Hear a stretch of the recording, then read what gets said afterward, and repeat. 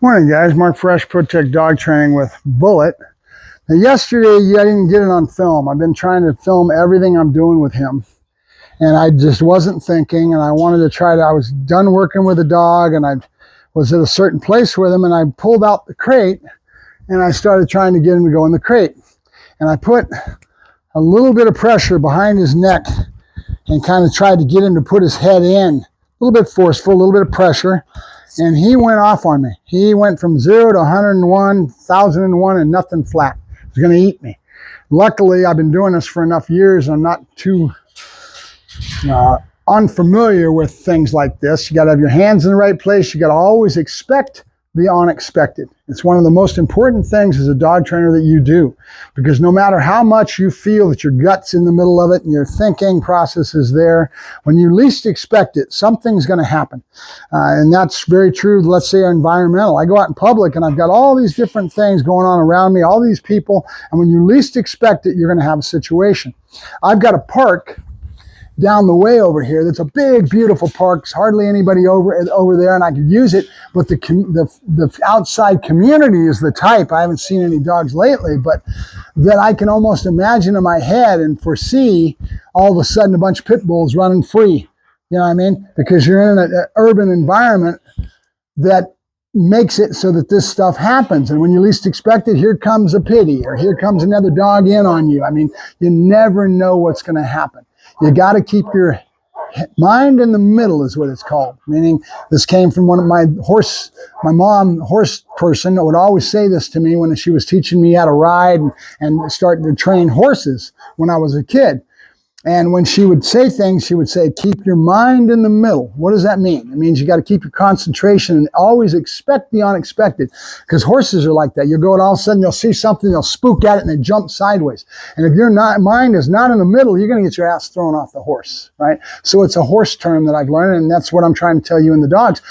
Always expect the unexpected, because when you least expect it, it's going to happen. Right? So that's what happened yesterday. I didn't set up the camera, wasn't thinking nothing about it. I went to go put him in the crate, and he didn't want to go in. So I just put my hand behind his head and I started to push him into the kennel to try to get his head started. And then the idea was that he would go in. He didn't. He went off on me and went from 0 to 1,001. Boom. I mean, that quick. And he was going to eat me. There was no playing around about it, right? Luckily, something I had done, I didn't have him on the pinch collar, and that was perfect because I needed him. I had him on the choke, which means I can use it in the right way without an illicit pain.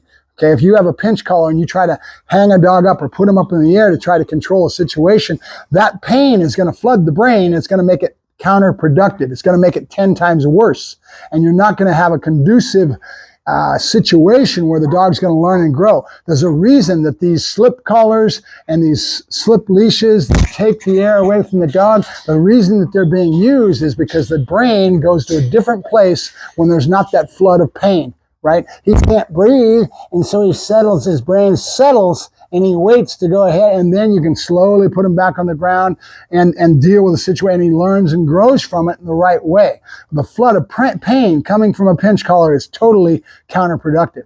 And I've experienced it in the last year or three that I really value these tools, these slip leashes and these collars that are dominant dog collars that are paracord, they make no sound at all. You can put them up high and tight. I've got one on him right now. We'll show it to you.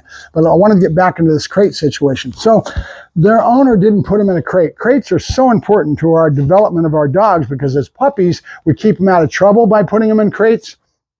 We have a control factor that allows us to control the animal in a proper fashion so that he stays out of trouble, and he doesn't, because dogs learn from things that they get into that are negative that you don't want them to do. They learn from everything that's happening.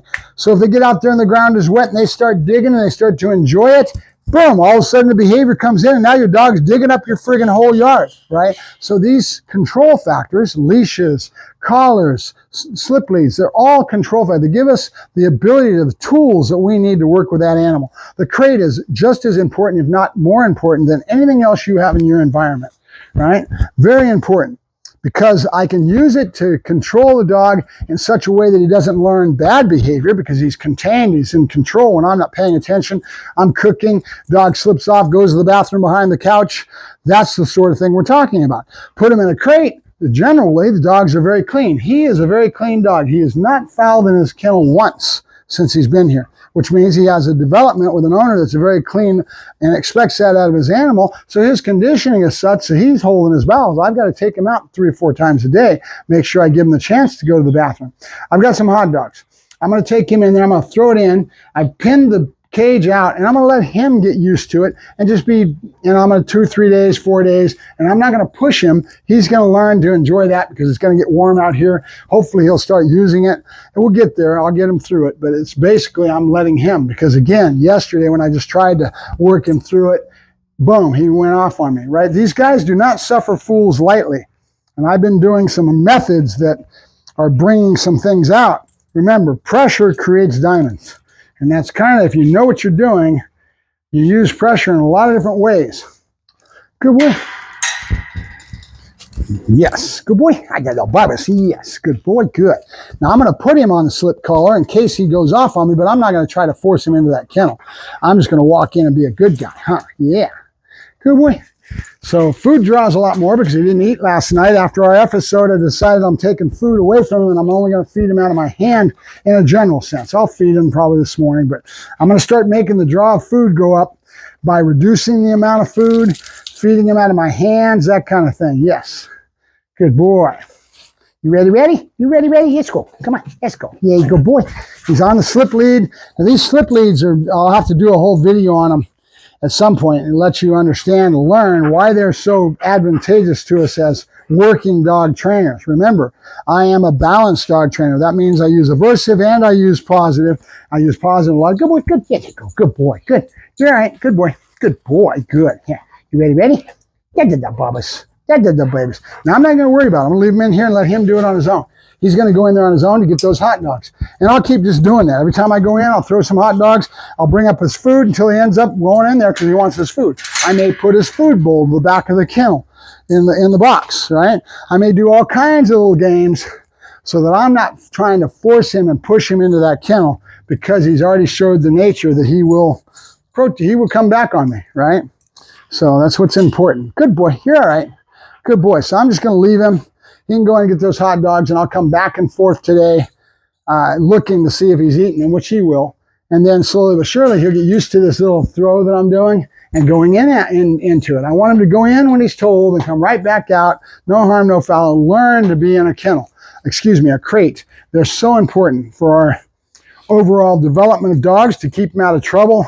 When they're young babies and puppies, we use crates. They fulfill the dog's psychological needs, okay? Because a dog is a den animal, okay?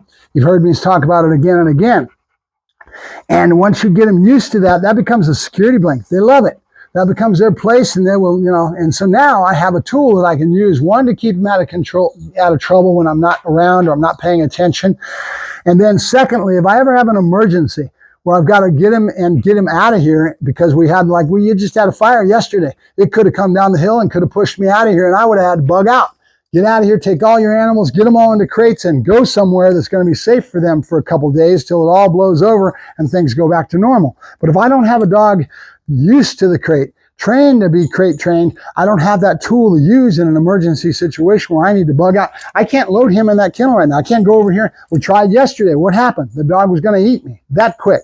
Right? And it happens from, always expect the unexpected. When you least expect it, you're going to have a problem, right? So you need to have your hands, where your hands are at on the leash, how you're handling that animal. You always got to keep your mind in the middle and always be ready for anything that happens that quick. When you least expect it. I had a trainer doing a video. He did a little cute video where he was saying, you got to always keep your head on a swivel.